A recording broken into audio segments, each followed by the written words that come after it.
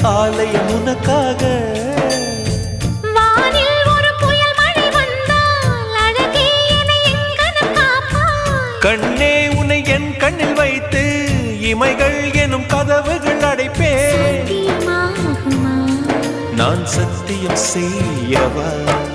தொடு தொடுவெனவே வானவில் என்னை தூரத்தில் அழைக்கின்ற நேரம்.